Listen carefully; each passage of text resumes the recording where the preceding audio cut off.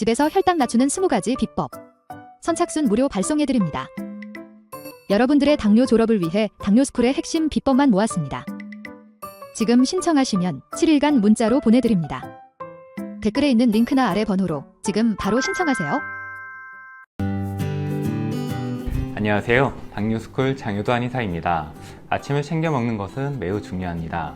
이런저런 곳에서 아침을 챙겨 먹는 게 건강에 좋다는 말을 들어보셨을 겁니다. 딱히 이유는 들어본 적은 없어도 아침을 먹는 것이 좋다는 것은 어렴풋이 알고 계실 겁니다. 동의보감에서도 저녁에 포식하지 말아야 한다. 새벽 일찍 죽 한 그릇을 먹는다. 저녁에는 많이 먹지 않는다. 아침은 챙겨 먹는 게 좋고 저녁은 가볍게 먹는 것이 좋다는 내용이 담겨 있는데요. 최근에 간헐적 단식이 유행하면서 아침 식사를 꼭 먹어야 하는지에 대한 논쟁이 다시 생긴 것 같습니다. 간헐적 단식이 체중 감량에도 좋고 각종 성인병을 개선하는 데에도 도움이 된다는 말들이 있어서 아침 식사를 건너뛰고 하루 한두 끼만 먹는 분들이 많아 보입니다. 물론 귀찮거나 시간이 없거나 배가 딱히 고프지 않아서 아침을 거르는 분들도 많이 있겠죠. 아침을 먹는 것에 대해 여러 논쟁이 있겠지만 혈당 개선 측면에서는 아침밥을 꼭 먹는 것이 좋습니다. 왜 그럴까요?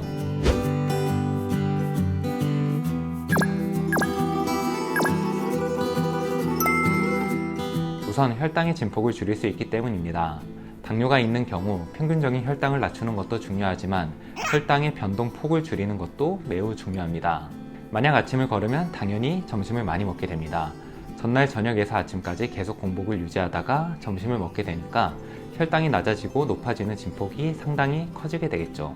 특히 아침은 인슐린이 가장 큰 효과를 발휘할 때고 저녁은 인슐린의 효과가 상대적으로 줄어들기 때문에 인슐린의 효과가 크게 발휘되는 아침을 거르지 않는 것이 현명한 선택입니다. 아침을 챙겨 먹는 것이 혈당 관리에 도움이 된다는 연구도 실제로 많이 이루어졌습니다. 해당 연구는 한국인 2만여 명을 대상으로 분석한 결과를 정리한 건데요. 아침을 굶고 점심, 저녁만 먹는 경우가 세 끼를 챙겨 먹는 경우에 비해 공복 혈당 수치가 높은 것을 확인할 수 있었습니다. 그렇다면 아침 식사는 언제 하는 것이 가장 좋을까요? 가장 좋은 것은 오전 8시 이전에 밥을 먹는 것입니다. 이 연구는 유럽에서 약 10만 명의 사람들을 대상으로 시행된 연구인데요. 이 연구에서도 아침 식사를 하는 사람들이 그렇지 않은 사람들에 비해 이형 당뇨의 위험이 낮았다고 설명하고 있습니다. 이 연구에서는 구체적인 아침밥 먹는 시간 또한 조사했는데요. 오전 8시 이전에 아침밥을 먹는 사람들이 오전 9시 이후에 첫 끼를 먹은 사람들에 비해 이형 당뇨로 진단될 확률이 더 낮았습니다. 그렇다면 구체적으로 어떤 음식을 아침밥으로 먹는 것이 가장 좋을까요? 아침밥 메뉴는 점심, 저녁밥 메뉴와 크게 다르지 않습니다. 당뇨인에게 좋은 섬유질이 풍부하고 단백질이 풍부한 음식 위주로 먹으면 됩니다. 구체적인 식단을 말해보면 다음과 같습니다.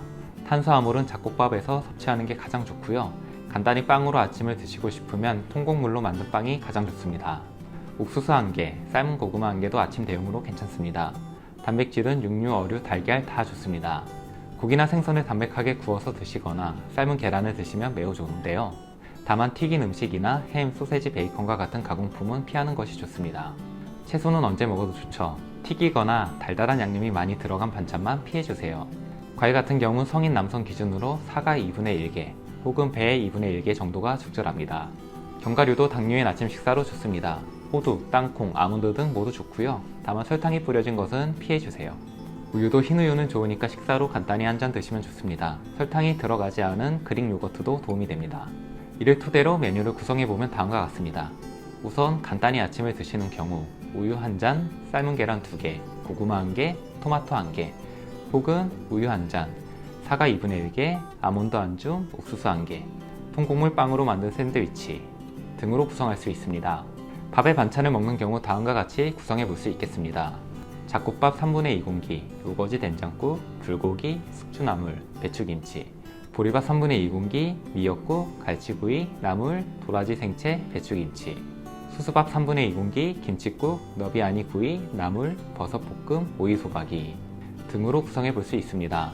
기본적인 한식 구성으로 구성하시면 되고요. 탄수화물의 섭취를 줄이고 섬유질과 단백질의 섭취를 늘리며 담백하게 조리하면 됩니다.